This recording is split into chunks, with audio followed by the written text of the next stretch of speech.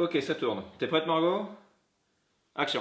Pour toi, la magie, c'est un tonton un peu relou qui fait voler des paquets de cigarettes et trouve des pièces derrière ton oreille. Mais entre tours gigantesques et mentalisme au plus près du public, c'est surtout beaucoup de discipline et tout un art. Voici Cyril Regard.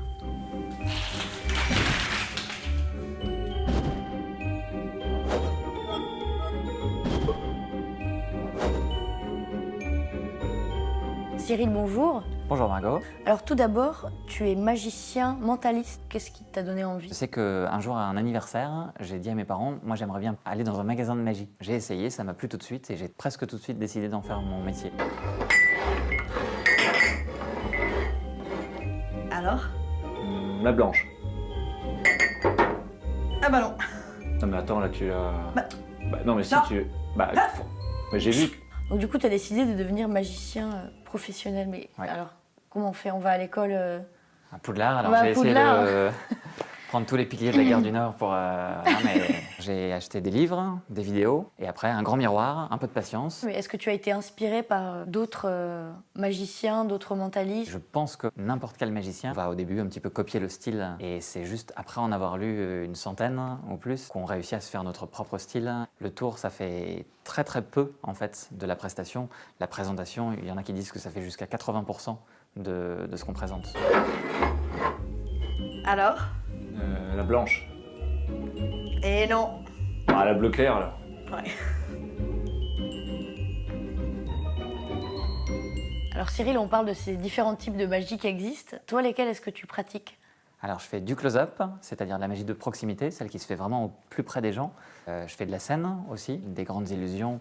Je fais voler des personnes, des gros Wow. trucs. Ah oui, oui. Donc c'est des tours que tu as appris ou des tours que tu as inventés? Il y a un petit peu des deux. Pour tout ce qui est magie et mentalisme de façon assez classique, c'est beaucoup des tours que j'apprends et que j'adapte à mon répertoire. Et il y a certains tours que j'ai inventés aussi. Moi j'aime bien partir d'un point de vue d'un spectateur. Je me dis tiens, qu'est-ce que j'aimerais bien voir d'impossible? C'était la dame de pique. Non. C'était le valet de cœur. Non. C'était le 6 de carreau. Non plus. Mais c'était une carte. Oui, c'était une carte. Non, mais aussi, alors forcément, si tu joues pas le jeu de... C'était du pique. Bah oui. Bah ouais, bah oui, ça, j'avais deviné. C'était un chiffre entre 1 et 10, le 7. Non. Le 8, Bah oui, oui. bah ouais, bah c'était le 8 de pique. Voilà. On s'amuse. Cyril, alors je suis cobaye. Est-ce que tu peux allumer le briquet? Oui. Ouh, attention, hein. C'est dangereux ça. C'est assez dangereux, mais ça peut être pratique pour faire apparaître des jeux de cartes. Et on va essayer d'apprendre directement à faire du mentalisme. Et le but du jeu, c'est d'abord que tu choisisses une carte au hasard, Celle-ci. par exemple. Tu la regardes, Oui. tu la montres à tout le monde. Est-ce que tu peux te concentrer sur ta carte? Sur juste la couleur de la carte? Ah, très bien, t'as vu ton regard qui s'est Oui. penché en haut à droite? Ouais. C'est une carte noire, c'est ça? Est-ce que tu peux penser au signe de ta carte, si c'est du pique ou du trèfle? Trèfle? Très bien, super. Ça va vite, hein? On peut prendre un temps fou pour faire de la mise en scène, etc. Mais en vrai, si on fait 1, 2, 3, 4, c'est du 3 de trèfle, c'est ça? Hein, ça va super vite. Voici ta carte. Non. Si. Non. Si. Bah toujours pas. Si. Si tu veux. Et voilà le travail. C'est de la magie, hein. Ouais. J'ai rien vu venir. Hein. Ouais. Bien, alors maintenant je vais percer les secrets de ce tour. Alors j'y vais. Voilà. Faut pas que toi tu la vois. Non, non. Alors Cyril, pense à la couleur de ta carte. T'as vu quelque chose, hein?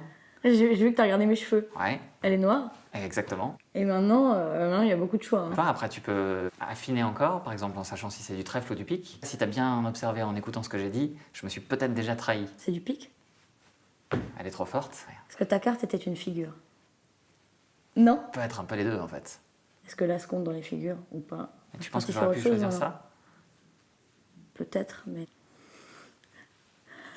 C'est ça? Bien joué. Tu sais pourquoi t'as vu celle-là en particulier? Tu l'as vu qui ressortait parmi les autres? Non. Non? Peut-être parce qu'il y avait juste aucune autre carte?